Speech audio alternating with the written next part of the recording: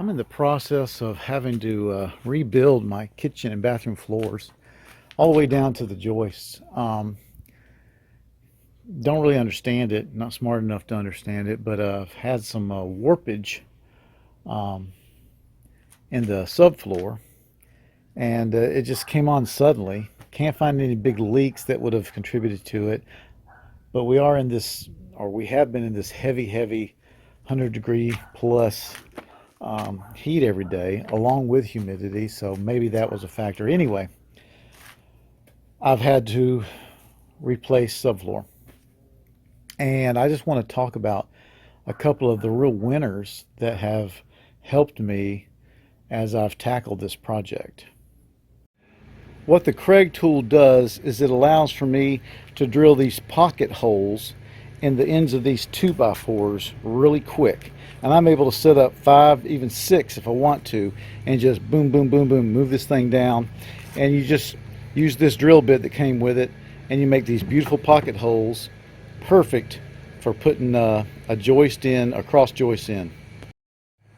So there you can see the two I just made, and Craig makes these special screws that are just perfect for going in there, and then there's a drill bit just for it.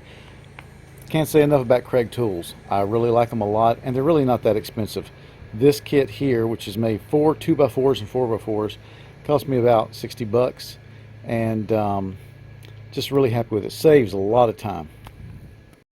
Oscillating tools have just changed my life. I've had this one, good Lord, over a year. It came with a set, and I never even used it. I didn't really know what it did. Didn't know, not so much I didn't know what it did, I didn't know what purpose it would serve me. And when my dumbass finally discovered what an oscillating tool could do, I went out and bought another one. This is a cheap $19 one from Harbor Freight, and I got it because I knew I was going to be using it so much that I just thought, well, I'd rather burn one up than just burn a cheap one up rather than tear up my good battery DeWalt. And not only am I not burning this up, this thing's working great. 19 bucks, you can't beat it. All I can say is if you've never used oscillating tools, see what they do. They're wonderful. And if you're going to use an oscillating tool, you've got to get good blades. And I just bought I was about to say bought the cheap blades. There are no cheap oscillating tool blades, but I bought some lower end ones. Very unhappy with it. Very unhappy. So I got some Diablos. And if you're not familiar with the Diablo brand, they cost more for a reason. They're good. They're really good. I first discovered Diablo.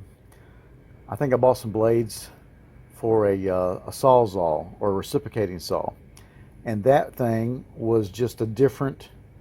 It was a different experience from the blades I'd been using. So I remembered the brand, and I knew they were a good brand.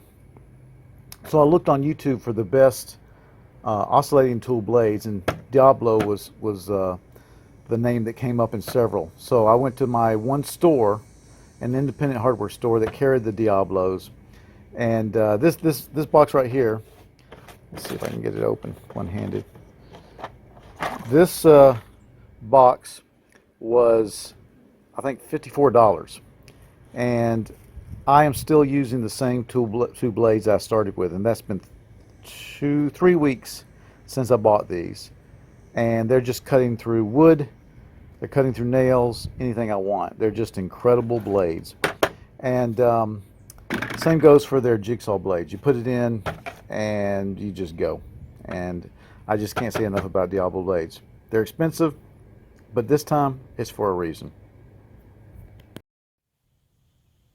So that's it. Those are just some items that have really been a boon to helping me tackle a project like this.